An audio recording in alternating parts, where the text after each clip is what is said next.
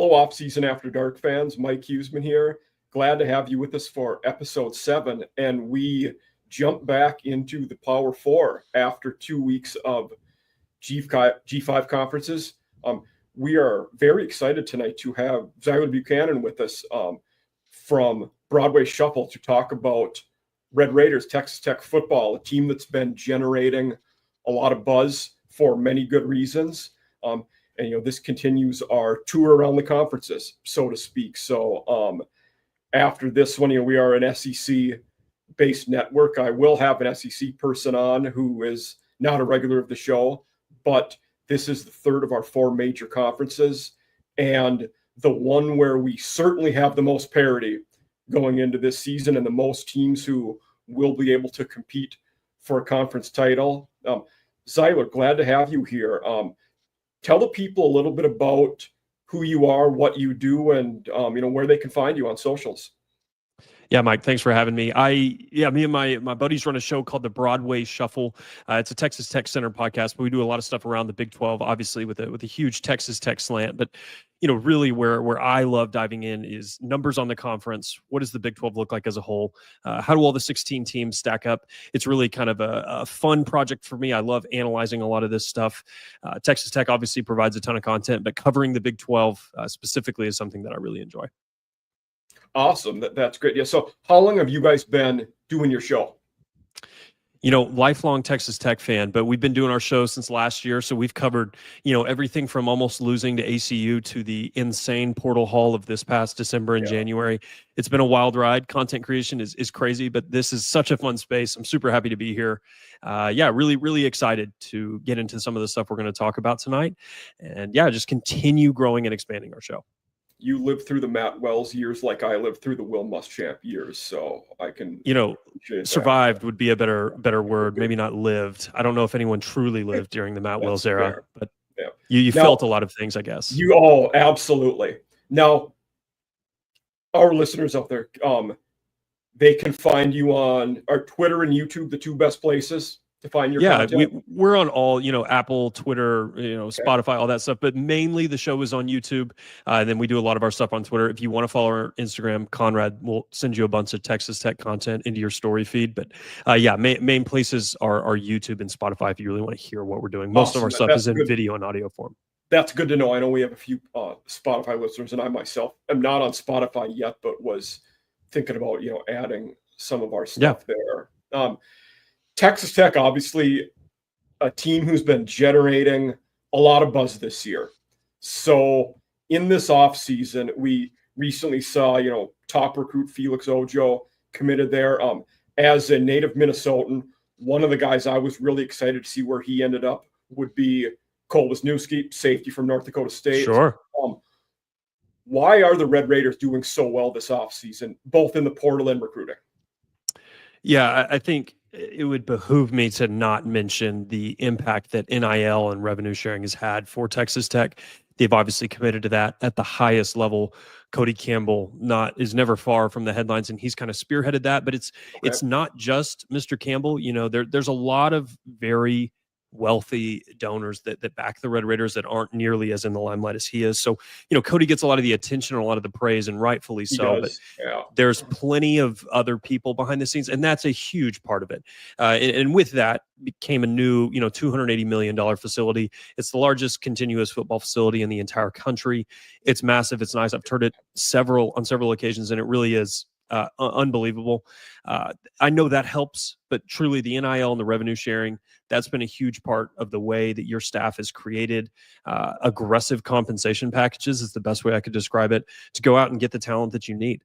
Something that, if you followed the Big 12 at all last year, Tech went 8-4 in the regular season, but it was kind of a smoke and mirrors 8-4. There were several games that they were pretty fortunate to win, most notably an overtime win over FCS Abilene Christian.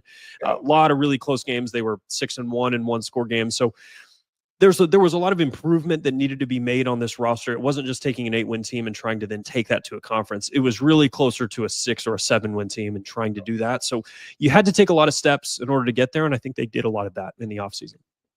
Yeah, the one I remember was the 1-point TCU win. That was a nice win for them in a game that could have went. Unfortunately, a loss. 1 point TCU lost. Yes. Which one am I thinking? I might be thinking of the 1-point win against Iowa State. Yes. Yeah. You That a won it at the 1-point very win? end. Yep. Yes. Yeah. Yep. Okay. Yeah. That's the So one I you had a yeah. number of games like that went your Yeah. way. You know, you had a 1-point win against ACU and 1-point win against Iowa State. You had the TCU loss. You know, if you're into Bill Conley's second order win percentage, you were like a 5.8 win team last year. So really overachieved analytical expectations on that you're end. getting more than one. That is a big difference. Serious overperformance. One of my big things is following the coaching carousel, and a guy I was very high on for multiple years was Zach Kittley, who was your guys' O coordinator last year, has since went to Florida Atlantic. And I think that was a great hire for them. But then you guys bring in Leftwich, another, I think, fantastic hire from Texas State, where he was offensive coordinator for Kinney. So what can the people out here expect out of the offense there? Is it going to be business as usual? Are they going to change up the schemes and what they're doing? What is that going to look like?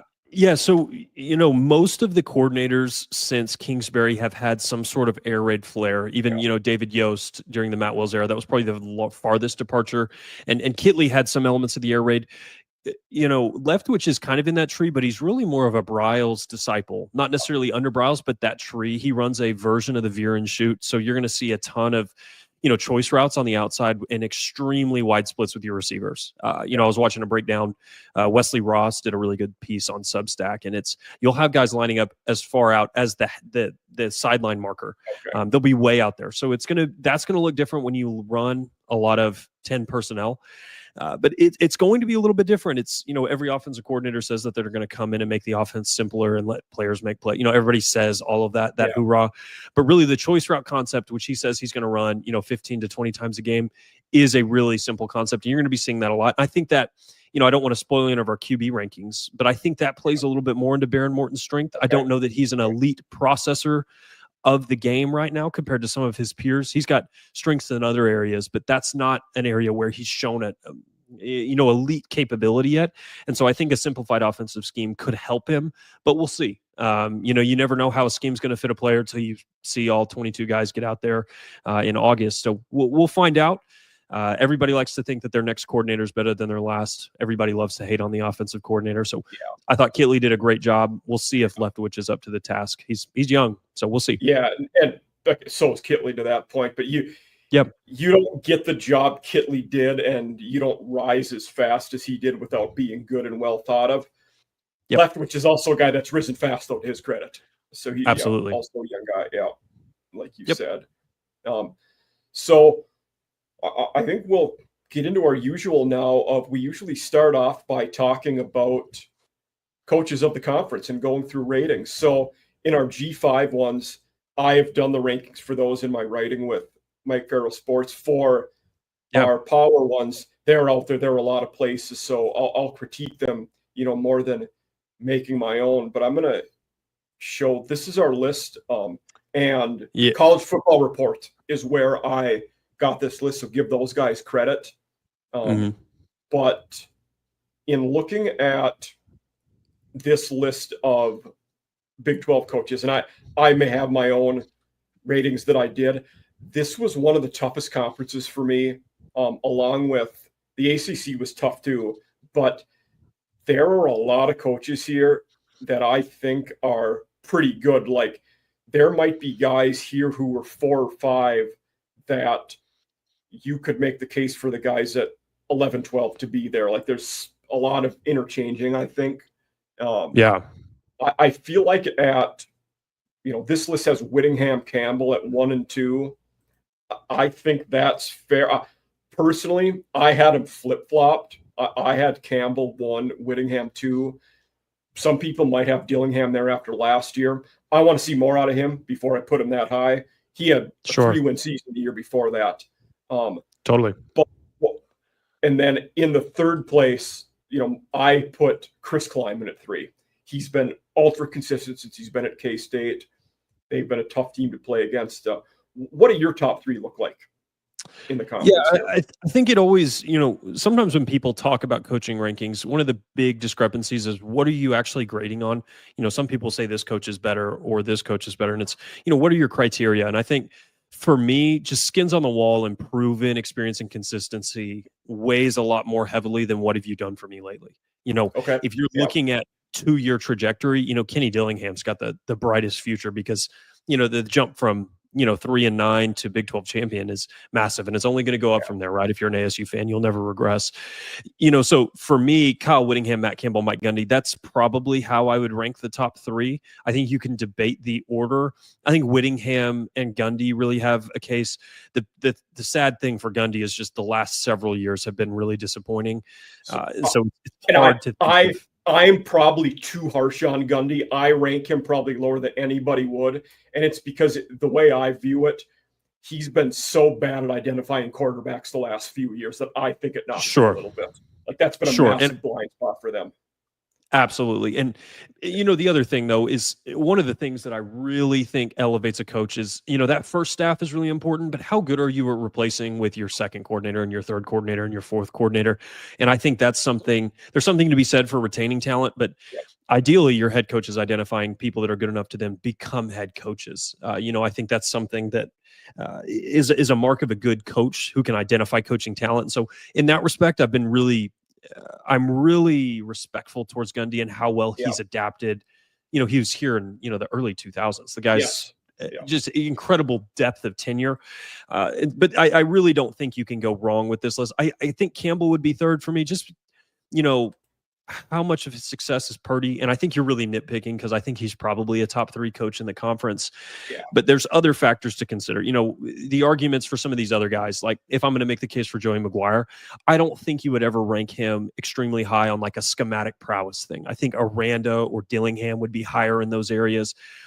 His strength is as the CEO, managing the roster, doing a lot of those things, booster, other stuff like that. That's kind of off the field. Go ahead. I have McGuire 7 on this list, by the way. So it's higher than this guy does, but yeah. And I think this ranking here is totally fair. I don't take umbrage with this at all. I think the one that's probably the most, not controversial, but most interesting to me is Kalani Sitake at 4. I think he's almost a perfect coach for that particular institution, but would be, not really a fit at many of these other schools. And that's not to diminish what Sitake is as a coach, but he's just such a great fit for what BYU needs as a head coach. I had him at 5. He's a guy I have at 5. I didn't, in looking at him, his record at BYU, 72-43, which I didn't realize it was that good. Now, the context there, in 9 seasons, 7 of them were as independent. The last 2 in the Big 12. Whereas first year in the Big 12, they had all 4 of those teams had growing pains the year they came in the conference. Absolutely. And I think that's fair. But still, once again, experience and depth, he's seen a lot as a head coach, and you got to give credit for that. Not getting fired as a head coach is a skill. A lot of these, 2 years from now, how many of these guys are still here? And that leads me. Like Gundy, he's went through multiple iterations of players and stayed consistent too. I'll give him credit for that. Totally. And I think you've got to reward a guy for that. Yeah. No, you're fine. Then it's kind of when I think of these as tiers, the next guys, it's Dykes, Kleeman, Dillingham, Sanders, McGuire, Leipold, and Aranda. Those are all kind of in the same-ish tier for me. Yep. I think you can make really compelling arguments. Deion's 13-12 at Colorado. That's nothing super spectacular, but from where they were, that's really impressive. How much of it was a Travis Hunter, Shadur Sanders thing? There's all those arguments, and I think we'll really understand who he is this year and the following year. Yeah. Dillingham's ascension has obviously been very well chronicled. Can it be sustained? Kleiman has the best case as a really high floor coach. Just been really, really good, very stable, just like he was at his FCS stop. It's can he hit that ceiling? I know they won a Big 12 title, so hard to really knock him for that, but disappointed expectations last year. Aranda has a Big 12 title. That's where I think you knock guys like Joey and Leipold. They've never really won big in this conference, where guys like Kleeman and Dillingham and Aranda have at least reached the pinnacle of this conference. But those guys are all kind of in the same tier for me. I think you can make reasonable arguments for all of them. Yeah, one thing, and I would have said this about Climate up until last year, rarely do his team lose games they shouldn't. They did last year to Houston. But they typically the teams that are as talented as them or worse, they're usually winning those games. Yeah. It's just not a that, volatile team. Yeah. And, that's the other thing that I give a ton of credit to Kleiman and Campbell is they develop Big 12 contending teams with, 10th to 12th in the conference recruiting classes. They're just not recruiting powerhouses. They are developing guys internally. They're never going to be the spenders. They're never going to sign, top 3 classes in the conference. They just develop really well. And I think that's impressive. That's something that's sustainable and that's something that you can fall back on if resources all of a sudden dry up or other items like that. That's where those guys like that get big boosts for me. Like in the next 5 years, if we look forward to, say, every year we're doing the preseason rankings, we're probably never going to pick Kansas State lower than 8. We're always going to expect them to be pretty high, I feel like. Exactly. Yeah, it would just be very hard for me to see that team not being in the top 8. Yeah. That's a great point. And I don't know that I feel the same way about Iowa State, oddly enough, even though I have Campbell rated more highly as a coach. I agree with you there. But Tiskra, he's done it. I think he deserves to be up there. Yeah. Yeah.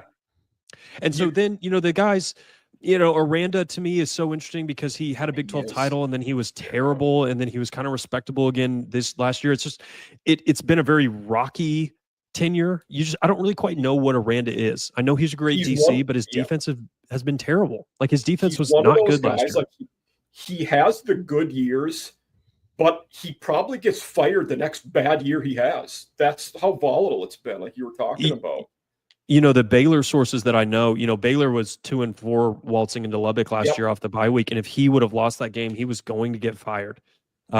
We all know how that ended. He did not lose that game. They curb stomped the Red Raiders and then moved on to have a really successful season. But, he's been extremely close. I mean, he was on the hot seat last year. And so what is Aranda? 7 games in a row after that, yeah.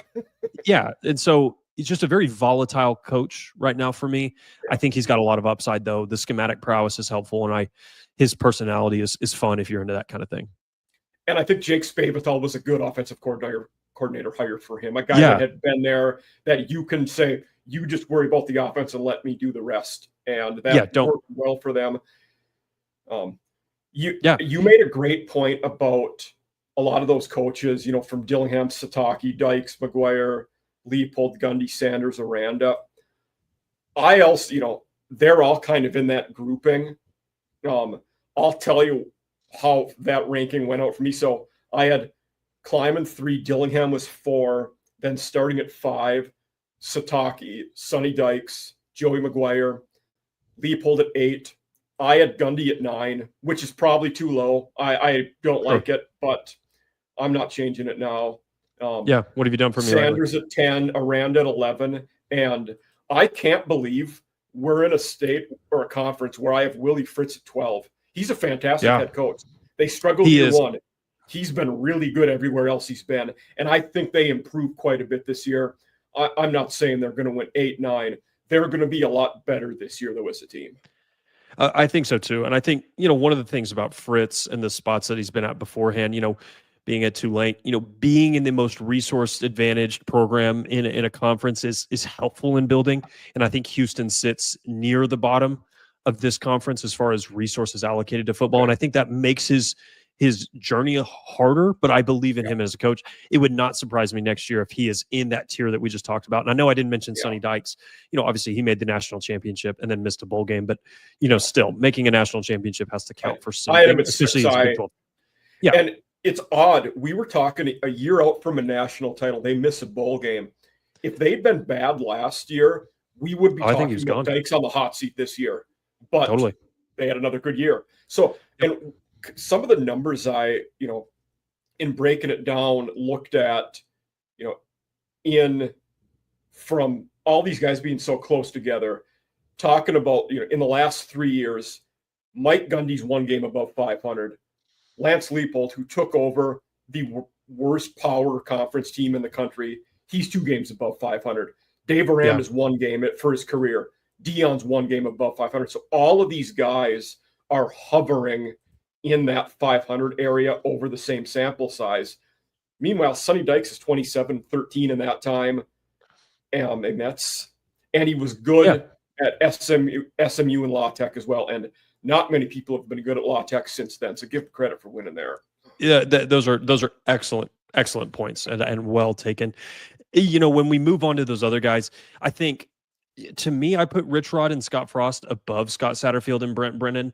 That's just how I have it right now, because I think they deserve at least some benefit of the doubt at this point. Rich Rod's been a successful coach at this spot. Yeah. Scott Frost has been a successful coach. Clearly, though, the situations that they coached in, this is not the same job it was, back when Rich Rod was running this thing, and when, Scott Frost was a little closer, but I had those guys tiered a little bit. So in the bottom 4 for the conference, I had Rodriguez, Satterfield, Frost, Brennan in that order. Yeah, and I think I do that. Brent Brennan's a pretty clear, and Satterfield are pretty clear bottom 2 coaches for me right now. I think there's upside. Satterfield's been successful at other spots.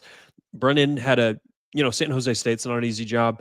No, it's just, man, what I saw from Brennan last year, like, they regressed so much after Jed Fish left.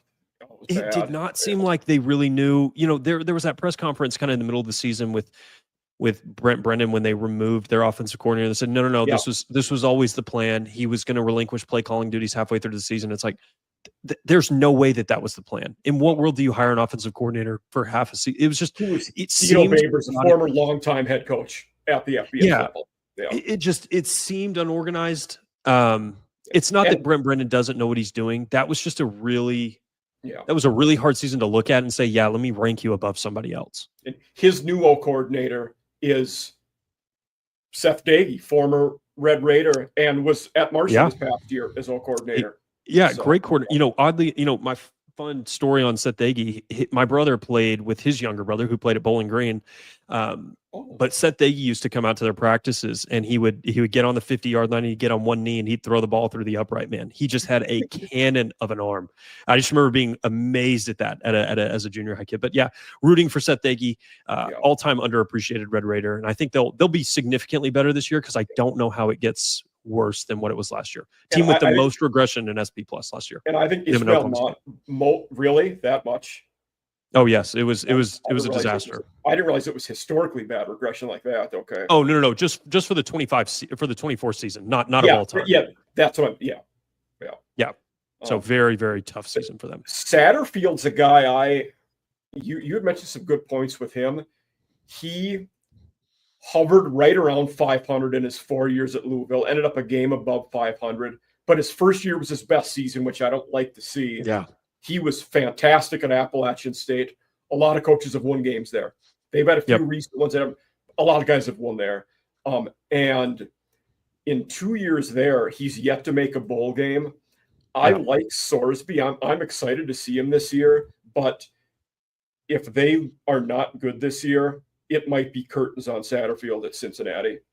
Yeah, that'll be one of my hot takes later in the show about who's potentially getting fired. But yeah, he's got to have a big year. He's probably got the warmest. It's either him or Gundy have the warmest seat going into this season. Because I feel like the rest of these guys, well, maybe Brennan, but Brennan at least. Year two's tough. Be a second.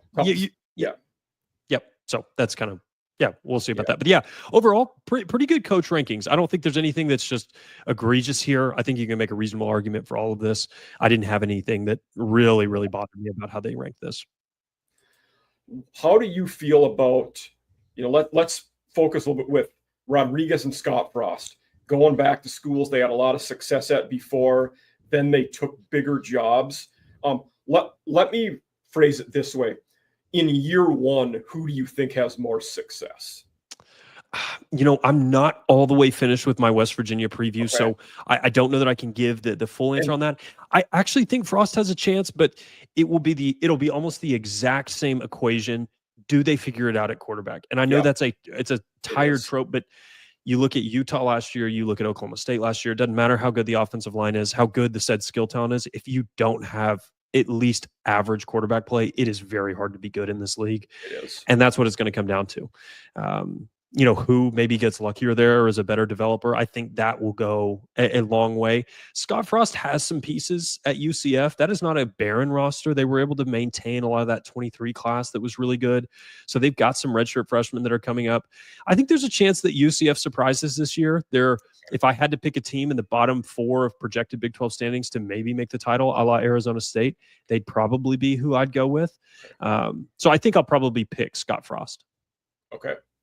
Yeah, I was curious about that. And then, just saying year one doesn't really take into account the coach's growth.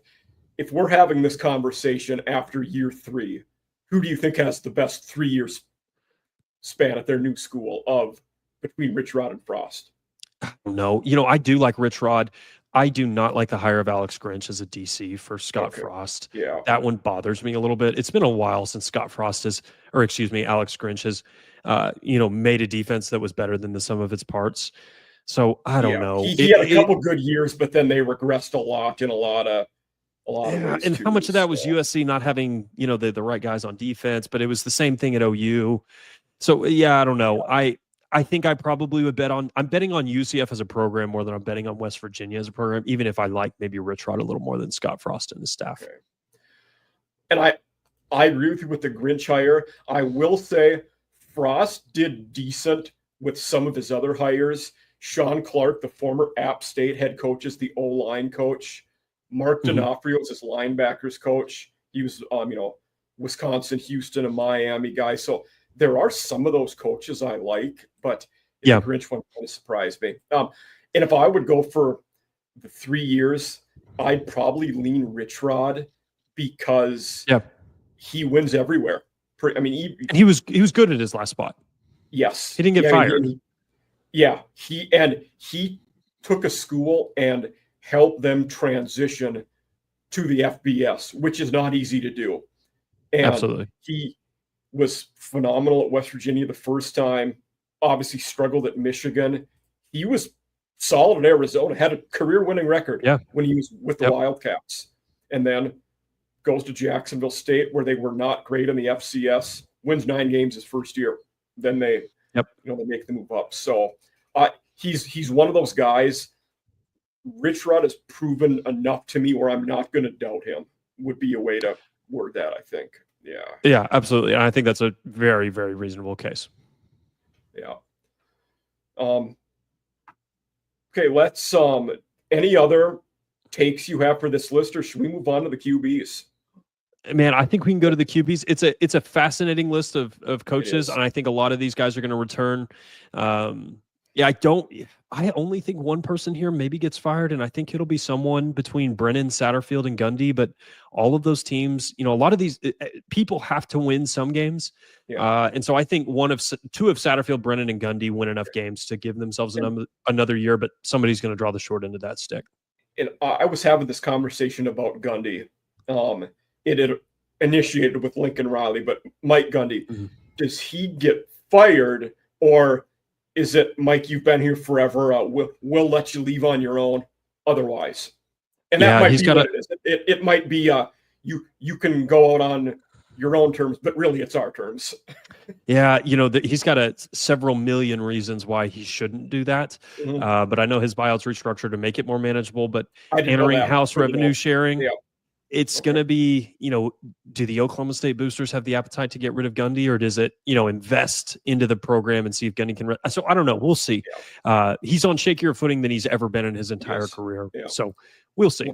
One of the other questions I like to ask, and I can't believe I forgot about it with the last show, but looking at these coaches, Kenny Dillingham's the obvious answer, I think, but apart from him, who's one guy on this list who, if next offseason, this coming January, a blue blood team has an opening, who's the guy on this list that with a good year could get hired?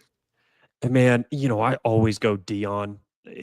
That's one where, especially if he has a good year here, and athletic directors can look and say, this is not just him having a superstar QB and a 5 like Travis Hunter. And I think the caveat there too is if Mike Norvell gets fired, he's exactly. He's the obvious Florida State guy. Sure. The other connection, Joey McGuire and Arkansas, maybe they look that way. Joey's a little bit older, but I don't think that would necessarily be prohibitive there. I don't really see, Sataki's not a guy I see leaving. Gundy's not a guy that's going to leave. I don't really see Campbell leaving. Aranda seems fine. I don't see a ton of candidates on this list for big jobs unless Sanders and Dillingham would be, if I had to. And I think this plays into, I'm talking about Chris Kleiman. As a, Minnesotan, Kleiman fits the build of your upper Midwesterner, hardy type guy. Totally. Wisconsin or Iowa. If Ferentz retires, Chris Kleiman could be a guy that those schools look at. And I think he'd be a good fit for both of those places. And truly, the development of both of those programs has been because programs like Wisconsin were so stable. Programs like Iowa have been so stable. They haven't needed to poach talent from here. Not that Campbell would definitively go there, but the allure of the Big Ten can be enticing. And I don't know that Minnesota, it's a Big Ten job, and they're probably going to be pretty good this year. But I don't know that it has the draw that, let's say, a Wisconsin or an Iowa might have for somebody like Kleiman. But you never know. Coaches do things for a lot of different reasons, but the number one reason is money. And I think those Big Ten schools will always be able to offer really, really nice compensation packages. So that's absolutely it. Yeah, it's interesting to say, but like those were Big Ten ones. If we're looking at SEC, and those two being what have come to be the premier conferences, other than Dillingham and Dion, I don't think there's an SEC guy on this list. Maybe Aranda, he would have to really have a great year, and with the LSU background. Exactly. That would be the place, because so much of the SEC war is winning the narrative war. And does any of these guys, unless, I don't know, I'm trying to think of the situation, but a name like Sanders, a name like Dillingham, I think would really excite a fan base. I don't know that anybody else on this list would really do that. What I wonder with Dillingham, and being I was going to ask you this question because I was thinking about this in my head. Dillingham's an ASU alumni, which might make it tougher for him to leave. He's a former O coordinator at Auburn. Does he leave for that job if Hugh Freeze gets fired? It's a fascinating question. I don't think there's an obvious answer to it. How many buyouts can Auburn afford over the last 15? It just feels like they have so many. We'll see. Dillingham says all the right things, but I'm not saying they're going to fire Freeze. I'm saying, would Dillingham go there if push came to shove? Every coach talks about the current job that they're at as their dream job. I've never heard any coach say that this is a stepping stool job for me. I can't wait to take the next big job. So I don't really put a ton of stock into statements like that. I don't know. What do him and his family want? There's only probably a handful of people that actually know that. I think it would be really tempting to get into the SEC. That's just really, really tempting. But he's got a great gig at Arizona State. So we'll see what they're willing to put up for him. Yep. I think that's a great point. The other one, and this would require two moves, but another place where he'd coached at before. If Dan Lanning takes an SEC job someday, Dillingham could be an Oregon guy, I think, and that's another interesting job for that. But that one, there's so many cascading dominoes. If Oregon is somehow opening up, that'll be it, unless it's an NFL thing. But a very good thought. That could be part. Or if Kirby retires, then Lanning's a Georgia candidate. Yeah, sure, absolutely. But that guy that could get the blue blood job. The only guy I will say definitively will not coach anywhere else is Whittingham. This is his last job. But that's it. That's the only, because even Gundy, if Gundy leaves, he could go somewhere else. Yeah, I could see him popping up at Georgia Southern or so. Just taking like a fun whatever the heck I want. I can do whatever I want. He can wing the ball around, do it. Arkansas State, not that Butch Jones, but a place like that at North Texas. Yeah. So good stuff. But let's get into the quarterbacks. Awesome. So this KSL Sports is where I got this list. Top two, tough to argue with Sam Levitt being number one. I'm a Sawyer Robertson. I like Robertson, but why don't I kind of let up the coaching one? Tell me what you think about this list before I say too much about the QBs. Yeah, so it's always hard when you look at quarterbacks and other that are opponents. I'm always trying to find flaws. I'm like, I don't want you to be that good because I want to be able to beat you. And I watched Levitt in person when he played in Lubbock, and he wasn't very good. And it was just kind of like, okay, this guy's kind of whatever. But then he turned into an absolute fireball last 4 to 5 games of the season. Still didn't overtake Zyler Robertson for total QBR in the conference, interestingly enough.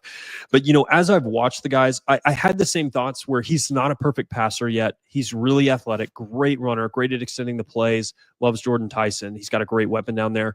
But when you just compare him to other QBs, I think right now he really is, I wouldn't say head and shoulders, but he is very much in his own tier in my mind. And I think one thing people might, in ranking him so high, they might be neglecting what a dude he had to hand the ball off to every other play last year. That was a big deal for them. Yeah, absolutely. The knocks on Levitt are, how much was Scadaboo really affecting how defenses keyed in? Because he did drive the offense. Now, running backs are the most replaceable feature of an offense. We all know that if you're into the advanced analytics side. But it'll be a big test for Levitt. Will the offense run through him this year? And what does that do to his efficiency? Can he handle that? What if, the bag's kind of out on, Arizona, guard Jordan Tyson and make one of those other wide receivers make a play. But I do think Levitt's talented. Dillingham obviously did a great job elevating him. That next tier, this is similar to the coaching tier. I think there's just a ton of guys in this next tier. I think Zyler Robertson, very accomplished passer, did a lot of great things. He's got a long windup. He's not necessarily super efficient on his mechanics. But good QB. I mean, his season last year was excellent. Nobody can really argue that. The weird thing, and this is another knock on the staff, is he started out as a backup, but was clearly better than in his name, Daquan Finn. Daquan Finn, who has transferred back to the MAC and is at Miami now with Chuck Martin. Yeah. And so, why was he not the starter initially? What do we really have there in that offense staff? I don't know. I'm just asking questions. But then you've got guys, and I think Solomon makes a really clear case to be 2 with Josh Hoover. Those are just the most accomplished guys. I'm lower on Rocco Beck than some people are. I don't know why. They had a hell of a receiving core last year. I'm lower on Beck than some people are. Yeah. I tend to be, Beck is one of those guys that the way he plays the game always seems better than what his numbers indicate. Like I was looking, it was sub 60% completion percentage. And I'm like, you did that with Jalen Noel and Jaden Higgins. Like, how did that happen? And a salty O-line every year. Yeah. Yeah. And it's their offensive line. Yeah. So, but I like Beck. I like Johnson. Johnson is a kind of a, I am probably lower on Johnson than everybody. He's like a discount brand Sam Levitt to me. He's not as good of a passer. He is an elite athlete, though. I mean, excellent runner. Nothing, and he's great at escaping the pocket. I just really, I've watched his games and I watched just him. The way that they scheme it up, he's not a great deep ball thrower. They really give him a lot of easy throws, right over the middle, seam routes. He's not throwing out routes on a very consistent basis. And so that's where he just needs to take a step. He's still young. He's got room to develop. And but that's kind of where I've seen him. I think those are kind of the top 4-ish guys. And then a guy that I'm really high on, and I know the next guy on this list is Josh Hoover. I like him, and I think he's in that tier. Very good passer. I'd probably have him third, to be honest, on this list after Levitt and Robertson. Yeah. I like Hoover. Hoover had a heck of a season last year. His numbers were very impressive. Great thrower of the ball. I think that scheme works well for him. He loses a ton of talent. He's going to lose Besh and Savion Williams. But after that, I really like Brendan Sorsby. I think Sorsby is a really, really good player. He's a guy that I'm way higher on than consensus. I think he's not thought of as highly because his team wasn't as good last year, but I think he does pretty much everything you need him to do. He's a good thrower. He can run the ball. He's big. He's durable. I think he's a really, really good quarterback for this conference. I think him and Barron and probably Jalen Daniels and Beck kind of form that next tier for me below guys like Sawyer and Avery. Daniels just has to stay healthy. We haven't seen. Same with Connor Wigman was very good at A&M when he was healthy. Problem is he couldn't stay healthy. Yeah. Yeah, and then it's fascinating. Retzlaff is a guy that I was not high on at all. I actually think BYU is going to be better for him being gone. I just think his ceiling was incredibly low.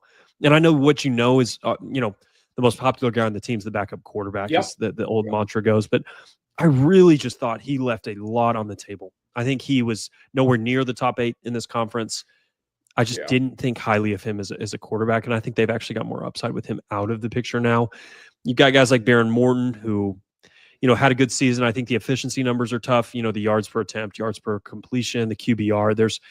There was a lot of window dressing to his total stats that I think may give you pause, and I don't think you can really justify having him above guys like Robertson and Hoover and other pieces like that. But he's a good quarterback.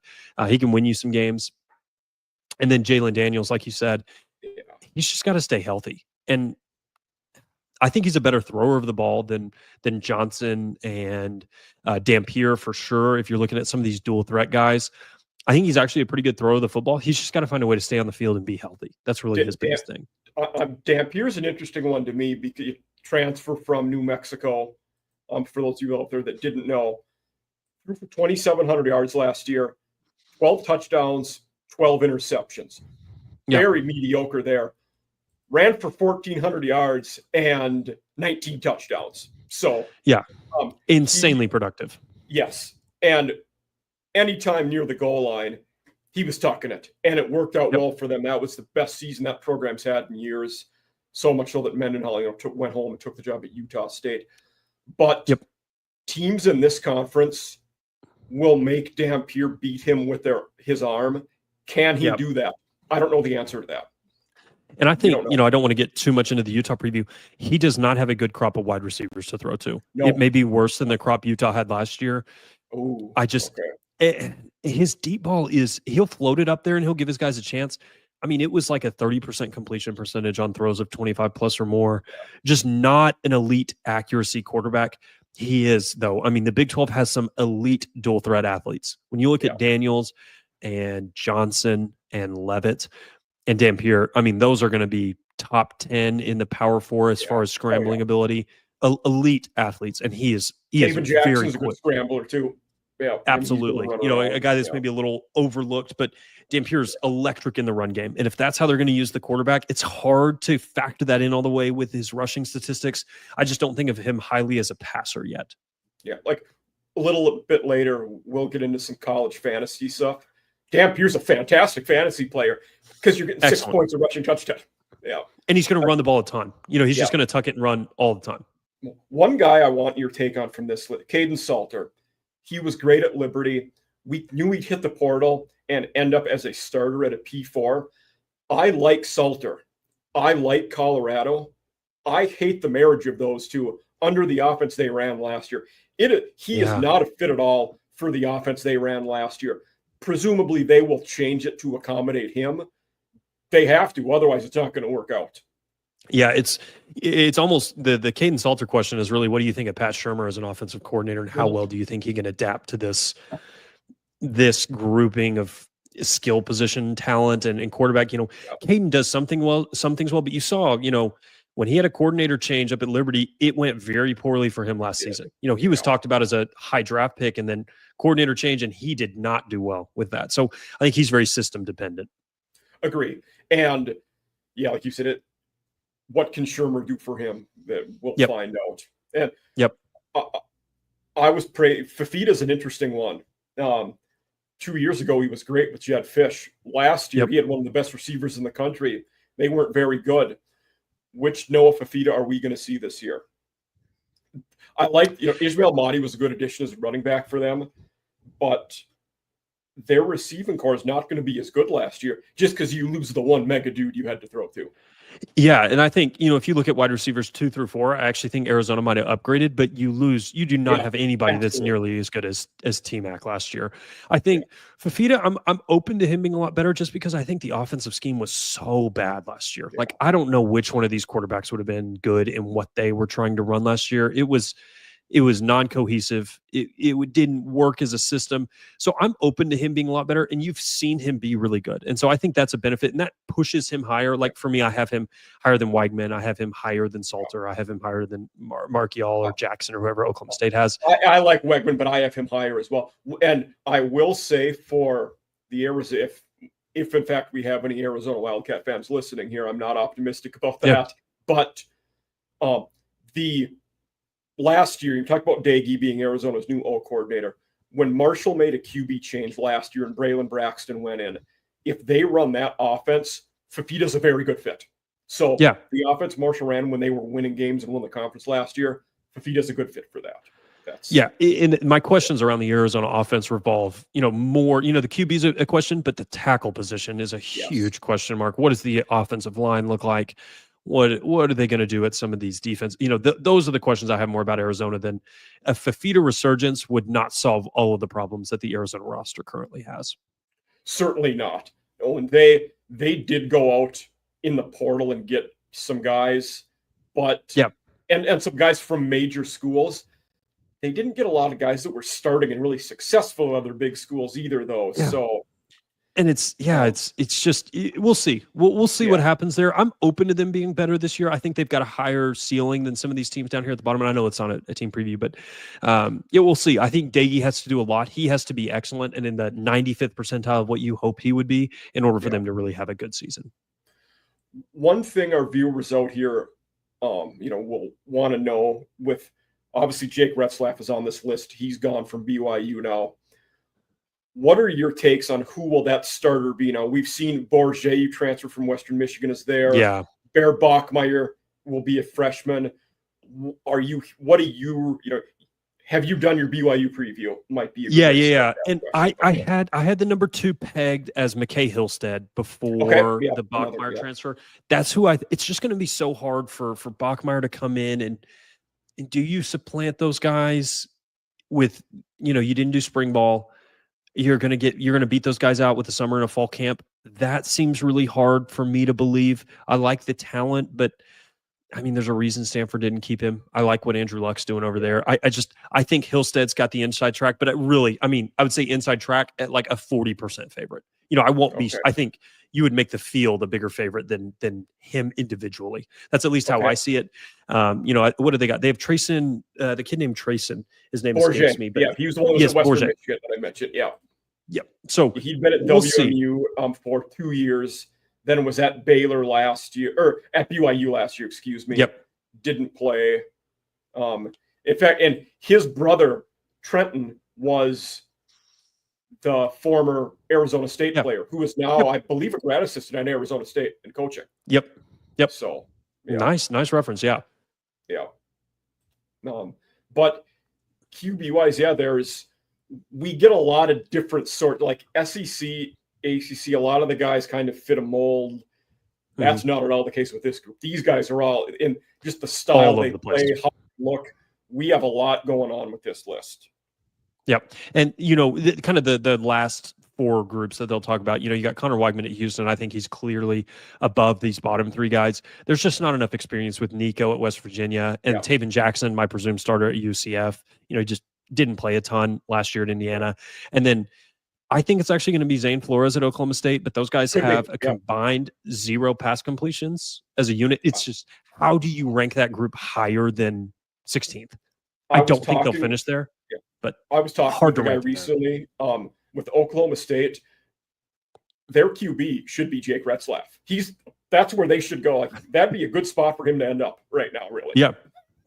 It would just be so hard to integrate into a team that quickly. It would be. But it's, it's one of the few P4 spots where he could go now and probably start day one. That's how poor they are at that position. There aren't many of those schools. My thing on Oklahoma State is I'm 95% sure they will not finish at 16th. There's just no way to rank them anywhere other than 16th now with a group that has 0. Zane Flores and Heine, both highly thought of prospects. They beat out, Malachi Smith. They beat out Garrett Rangel. Those were pretty highly thought of guys. One of these guys is going to be okay and not the worst quarterback in the conference. It's just you can't rank them anywhere other than this right now. Absolutely. Yeah. So, a fun conversation on the QBs, though, man. It'll be a lot of really dynamic guys. I think a lot of volatility. If you see some, passing regression with some of these guys, it's going to be tough for some of these dual threat quarterbacks. There's also the huge element. When I grade rooms, there's just a bigger emphasis than normal on the backups. Who do you have behind you? That's an important question if you're Kansas, if you're Texas Tech, if you're, maybe Kansas, guys that are just in the line of fire more. What does it look like if this guy goes down? Now, it's not everything. Ideally, your starter plays every single snap of every single game. But I do give some weight to that. And there's some rooms that have, for example, Colorado has Julian Lewis, 5-star freshman. Yeah. That's a better place to be in than, let's say, BYU. And so you should get rewarded for that building depth there, and especially in this day and age. Kansas has Cole Ballard, not great. He at least has some better experience. than some situations. Better than some situations. And I mentioned him because I have almost zero confidence that Jalen Daniels will play 12 games. We've not seen him do it. Yeah. He's just out there. He's carrying the ball too much. Mm-hmm. So, but good stuff. Yeah, one of our, and this has kind of been our shortest segment in the episodes, but talking about college football fantasy. And we have, it's something I'm into a lot. And I always ask, our guests, about some sleepers, whether it be slightly under the radar, real deep sleepers. But who would be some slightly under the radar sleepers that you might say on the Big 12? Yeah, hard. It depends on how much you know about the Big 12. This one, I think one of the running backs that's not getting talked about enough in this upper echelon of the Big 12 running backs. You got guys like Bryson Washington and Abu Sama, Carson Hansen, Quentin Joyner, guys like that everybody's going to know if you play.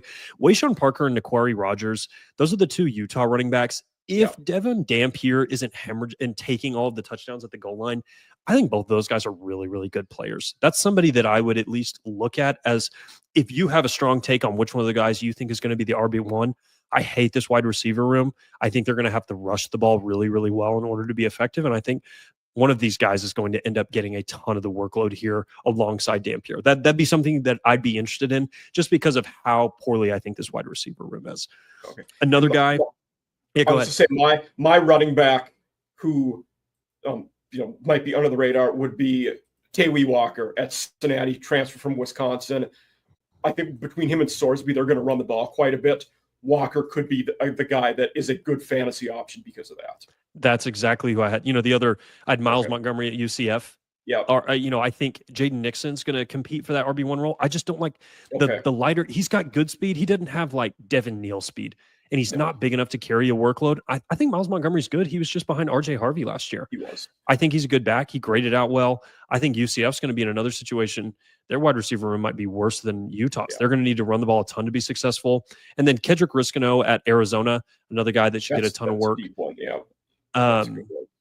OL questions, general offensive ability linger here. I've got wide receivers and tight ends if you want to get into them. But I do. One more running back I was going to say for me who we haven't seen play much ball, but I think could end up being a decent fantasy. Rodney Fields at Oklahoma State, another team who, because of their breaking a new QB in, especially early in the year, they're probably going to be running the ball quite a bit. If Fields is that guy, and he looked very good in spring, we heard good things about him. Rodney Fields could be that guy. So let's move on to receivers, please. Yeah, I like to find guys that played well behind really good players that just didn't. They were just behind on the depth chart, but they didn't perform poorly. Amari Miller at Colorado's a guy. If we see anything like last year in Colorado's offense where they throw it as much as they did, he has a very clear path to be the wide receiver one for this offense. If Caden Salter can be okay, I think the offensive line should be better. He's got a really good chance. Chase Sowell at Iowa State, big opportunity for him to be the wide receiver one there. Becht will throw the deep ball. He will get it out there to those guys, and he will hyper target you if you are his favorite target. I think Chase has an opportunity to do that. He is by far from a sure thing, though. So if you're looking for a big hit, and then this is probably the highest risk, but a guy that I liked watching is Bryson Canty for Kansas. Lower ranked guy. They got to replace all three receivers too. Yeah. So. Quentin Skinner, Lawrence Arnold, all those guys are gone. He's somebody that I liked his film. I liked his tape. I think he's quick. I think he's elusive. And I think he's going to be a good receiver. He's got good camp reports from some of the inside stuff that I've read. Once again, that is a super deep cut. That's not somebody that I would take early on, but that's just a name I would keep in the back of your mind. My receiver who the slight, not super deep sleeper, Coy Eakin with Texas Tech. Yeah. If he's getting the Josh Kelly, targets in that role, he could be a very good fantasy player. Sure. If you want another one from Tech, I know he had all sorts of drama last year, but Micah Hudson has had really good summer reports, has apparently been playing really, really well. The 5-star's back on the roster. This offense makes a ton of sense for him. Just go get open, run within this structure. I think he's got a really good chance. If you're wanting a high upside, extremely low floor, late round take, he'd be a guy that I'd look at. One more I wanted to say is another team who's replacing a lot of their receivers at TCU. Jordan Dwyer transferred from FCS Idaho. Had 12 touchdowns last year, almost 80 catches, over 1,000 yards. And with what they have, I mean, he's probably going to be a guy that's playing a lot, if not starting, just because you had brought it up before when we were talking about Hoover, all the talent they have to replace. So I think that Jordan Dwyer could be a guy, from TCU. Yep, another good one. Finally, I'll clear with my tight ends. Tanner Koziol at Houston is a guy I'd be interested Fantastic in. Player. Should absolutely dominate. You just may not have heard of him because he's at Houston. And then Oscar Hammond at Oklahoma State, another guy that I thought had a really good season last year. North Texas. We talked about Koziol on the show a couple of weeks ago in our Big Ten one because he was at Wisconsin in the spring, and then so we actually brought him up as a guy who, because we were pretty low on Wisconsin for this year. They lost a few guys after the spring, and Koziol was one of them. Sorry to cut. No, who did you say after him, though? Yeah. Oscar Hammond out of North Texas. Another guy I think that could be really good. So, once again, those are deep cuts. Those aren't going to be – that's not your Terrence Carters, your Benjamin Bromers, your Garrett Oakleys, guys that are going to be higher ranked early on. But if you're looking for a later guy, maybe take a look at those dudes. That's a good one. Yeah, I think one and this is my sleeper tight end is – not the one guy said, not necessarily not a Big 12 guy, but Brett Norfleet at Mizzou. They're replacing receivers and a new QB, so Norfleet from Mizzou could be a guy. Yeah. Now, our next segment will be the Big 12 on the whole.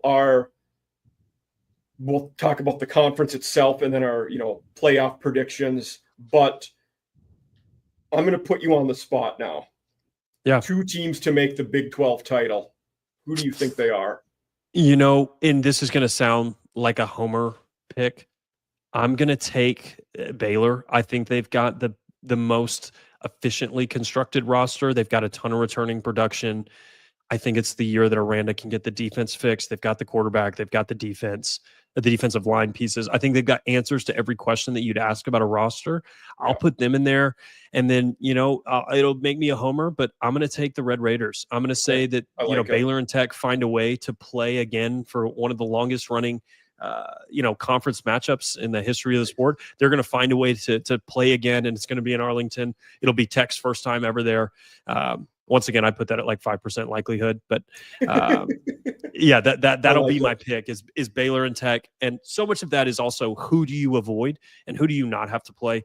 And Tech gets a favorable draw not having to play TCU and Baylor in the regular season. So, but lots of really intriguing options who can actually make it there. That scheduling is a good point. A good point. I'm glad you picked those two because last week when we had our Sun Belt guy on, I agreed with him on the same team from the East and West, and because Sun Belt's still the only conference that has 2 divisions. We're both JMU and Louisiana. I have 2 different ones than you. I am going with Arizona State to make it back to the conference title game, and Kansas State, I think, is the other one. So I think very, very reasonable take. I would love to see a Baylor and Tech conference. So that would be awesome to see those 2 teams make it. It would be so, and if I play devil's advocate, because Kansas State is a team, Arizona State, just some notes on them as a team. People forget, everybody talks about Scadaboo and Levitt. Their defense was actually better than their offense in SP Plus last year. They really were led by their defense and the pass rush, and they return. I mean, they lose some guys on the defensive side of the ball, but they return all but I think it's 3 starters from last year, which in this day and age is 7 or 8 they were brought back. Brian Ward's a very good D coordinator. He's a guy who potentially could be a head coach at the G5 level. I think maybe in a year or 2 he's done a good job there. I mean, it's going to be pretty much the same team, absent Scadaboo and absent some kind of mid wide receivers. What you saw last year from Arizona State, which, to be fair, finished 4th in the Big 12 and SP Plus even after the Big 12 championship game. It'll be the same team. Their O-line's going to be salty again, too. That'll help whether it's Udo or I'm blanking on the other guy. Is it Brown? Kyson Brown. Yeah, I mean, they're still going to run the ball pretty well, I think. Those 2 guys will split, I think. Neither of them will get the workload Scadaboo did, but yeah, I think all 4 of those. The other point you made a point. I didn't pick Baylor to get to the conference title game, but I am with you in that I think their defense does improve this year. Yep. From what I can. And they're similar to Arizona State. I think they have more questions than Arizona State as far as the returners go. Ashton Hawkins isn't eligible right now. They lost their right tackle, their only good tackle, really. I don't really believe in Sidney Fugar. And I think Caden Siraki's a very mid replacement at best. So I think that room got worse. And then they lose. It'll be the interior defensive line for Baylor. Linus Noel, Trevin May, both gone. Garmin Randolph, gone. It's just going to be what does it look like? Does Samu, I'm not even going to pronounce his name, the A&M transfer, does he work out? Does Adonis Freelou from Tulsa or something like that? I think one interior guy to look for, Adonis Freelou from Tulane could be a good D tackle that plays for him. He's pretty solid. And the Aranda defense, when it's good, they've got to have a good nose tackle. They just really do. Do you believe in Lance, Freelou, Samu, Tizino? Do you believe in any of those guys stepping up? I think it's a step down from last year, but you never know. They are certainly very wide bodies that will take up blockers because they are both massive human beings. Totally. So, other teams, if I had to, pick teams that I'm higher on than consensus, maybe slightly toward Iowa State. But that's a low floor team for me this year. I like a lot of what they brought back. They bring back Caleb Bacon from injury. They're all world linebacker. He'll be, potentially an all Big 12 selection. Baylor, I already talked about them. Cincinnati, I'm actually kind of high on. I just really like Sorsby. I think their offensive line questions are mildly answered, even though they did lose. Luke Kandra was a big loss from last year. I think they got better on defense. I think they're going to be better on offense. SP Plus has it the exact opposite. And so that's where I'm kind of willing to take a stab on them being better. And then Colorado. Go talk about Colorado. Then I'm going to talk about Houston. Yeah. Colorado, once again, that offense was good, but it was really driven by their performance last year was driven by the massive improvement in defense. It was like 112th to like 40th in SP Plus, and their defensive line is still going to be really good. They've got good safeties. They've got good cornerbacks. They've got questions at linebacker, but that should still be a very good unit. That wasn't just Shedeur and Travis Hunter on that team. They had a good defense. And I think they'll still be pretty salty this year, and I think a lot of people are overlooking them. Great point. I like that. I was going to talk about Houston. We're seeing their win total anywhere between 4.5 to 6.5. And I definitely, if it's 4.5, I definitely think Houston gets the over there. Sure. 6.5, I don't know that they get to 7 wins. That's asking a lot. But I think, and in year 2 of Willie Fritz, getting to a bowl game has to be the goal. Getting that 6th win, I think, is what you're driving for. In looking at they're going to win 2 of their non-con games for sure. At Oregon State's an interesting non-con game for Houston. I'm not on the road. I'm not prepared to say that's a win for sure. Yeah. They better get that win, though, if they want to go to a bowl game. But then, you go to Oklahoma State. They do have Arizona at home. Like, their schedule is it could be better. It could be worse in their state, I guess. But them getting to 6, I think that's the dream for them. Do you think they get to a bowl game? I think it depends on how well do you replace Sheil Wood at defensive coordinator. He did wonders for them last year. That was a very competent defense in the Big 12 last year, to a lot of people's surprise. Brendan Mack's going to be a really good addition to have. They do lose Keith Cooper, but Carlos Allen, Brandon Mack, Khalil Afu, Eddie Walls, it's going to be a pretty good defensive line. That should be an upper, top 10 defensive line in the Big 12, maybe top 6. It's just really going to be, man, what do you do in the secondary? They lose so many guys out of there. It's just Jeremiah Wilson and AJ Halsey were huge spring portal losses. And those are tough guys to replace generally. Having a summer or a spring portal window to do it instead of the winter portal window, very, very tough. So very hard for me to see a step up defensively for them this year. I think the offense just has to be way, way, way better to offset what I anticipate being a pretty significant step back on the defensive side. I think that's a good. They have in fact new coordinators on both sides. About Austin Armstrong is the new D coordinator, was at Florida, and then Slade Nagel had been an assistant at LSU and Tulane. I was actually a grad assistant at Northwestern State when he was our offensive coordinator. Very nice. But so we got the new coordinators, but the spring portal attrition hurt Houston really bad. More than any Big 12 team this Yeah. cycle. It was just a huge blow to that defense. Yeah, but I them at that their win totals in there. Arizona's at 5.5. I don't know that they get. That's going to be a tough number for them to get to. I think. I've got Arizona, on my number. If you'll give me a moment, I can get it. But that's just not. There's just so many questions, and they may answer some of them, but can you answer all of them? I just don't necessarily see that. I've got them as my 13th ranked team in the conference right now, which I guess is maybe an improvement from last year, but just still, probably not where you're going to want to be. It's going to come down to a lot of those 50-50 games. Do you win the one-score games and kind of eke out a bowl? Maybe. I just don't see the super high end upside. And what hurts Arizona too is think about going prior to the conference realignment a couple of years ago. One of Arizona's non-conference games is Kansas State this year in week 3. So that's a tough game. Yeah. And, that's just really tough. And the schedule thing is really tricky. Who I think has a really good schedule is, Cincinnati. They miss Kansas State. They miss Texas Tech. They miss Arizona State. They get Baylor, UCF, Iowa State, Arizona, and BYU all at home. They get 5 Big 12 home games this year. That helps a lot. At Kansas, at Oklahoma State, at Utah, at TCU. That's about as good as it can get in a conference. Yeah. Sure. I don't think that you're just thinking, there's absolutely no chance that we win any of those games. Can I find a way to win one of those 4 road games? And then I think at that point, they do have Nebraska in the non-con, which is going to hurt a little bit, but they've got a chance to beat Nebraska. That's not a foregone conclusion. They brought in some good pieces. They lost Micah Coleman last year to injury before the season started. He's back. Matthew McDoom's going to be a really big upgrade for them at quarterback. I just think they've got a chance. The problem is they have Scott Satterfield at the helm, and I think that hurts them more than anything. Can they win despite him is kind of how I'm viewing this season. Fantastic point. Yeah. And I think we don't know the answer to that. Yeah. Yeah. It's we'll see. Some other teams I'm lower on. BYU, I just think the losses on the defensive side of the ball I'm low on them. Yeah. And I was low on them before the Jake Retzloff news. I just wanted it to be on record that I'm a BYU hater before the Retzloff news was announced. But, I mean, man, Chase Roberts was so good. Or Tyler Batty was so good. John Nelson was so good. Blake Mangelson was so good. Harrison Taggart, they lost him to the Porter. Marquise Collins is gone. Jacob Robinson is gone. Crew Walkley left.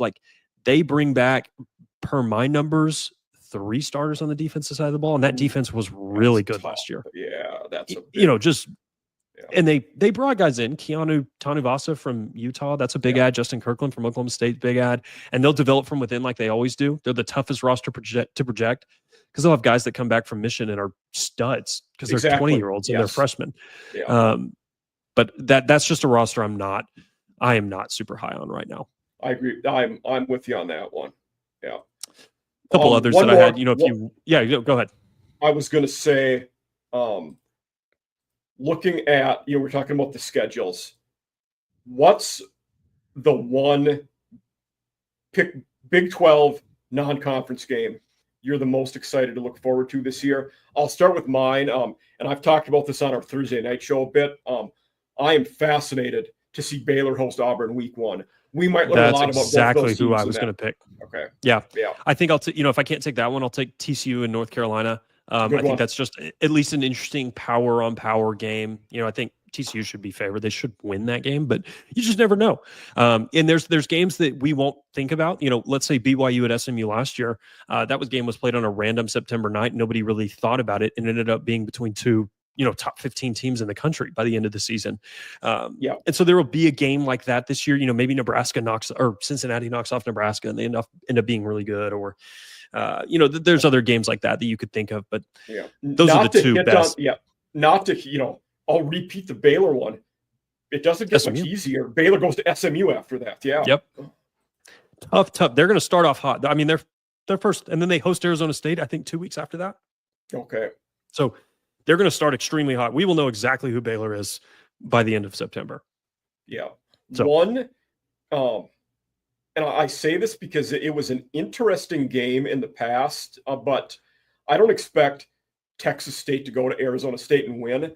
They gave them a game before, though. It's one of those I'm curious to see, just the styles make fights, so to speak, and it's one of them that could be an interesting game.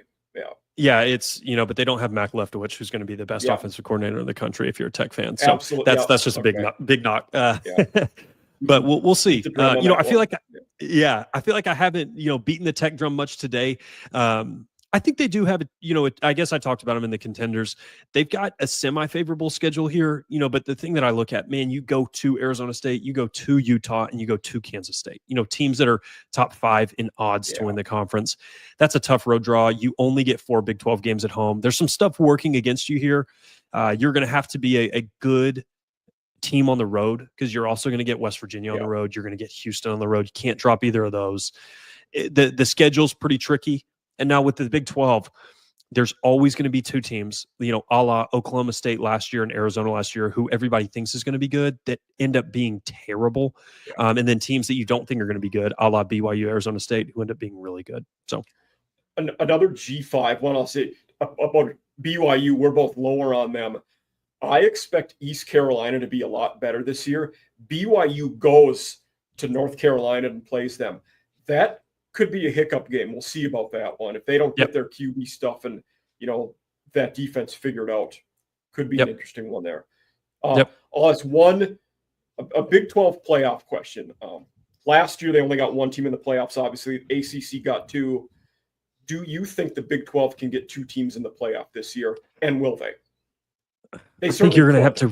They certainly could. The pathway exists. I think you're going to need some help outside the conference, or you're going to need 2 teams to go like 11-1 and meet in the title game. You probably also need only Clemson to make it out of the ACC, and everybody else wins a lot of games. Yeah, because I don't think that you will have the strength of, and rightfully so. I'm not going to beat the drum and say that wins are the only thing that matters. Who you beat and who you played matters a lot too. But I think losing matters as well. You can't just go 8-4 and demand to be in the playoff.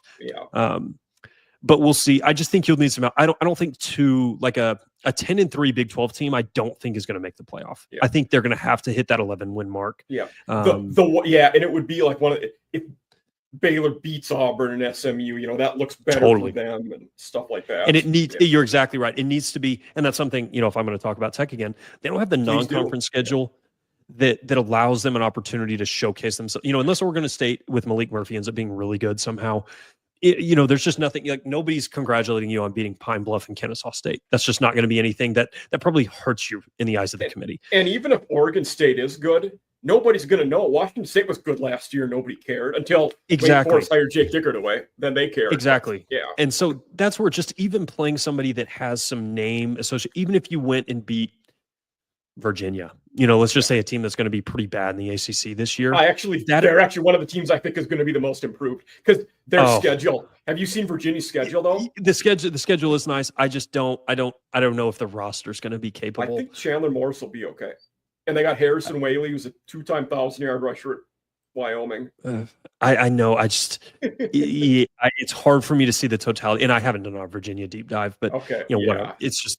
It's not a team that I'm just super excited. But anyway, a team like that, that still gives you a little more cachet than beating a Pac-12 cast-off.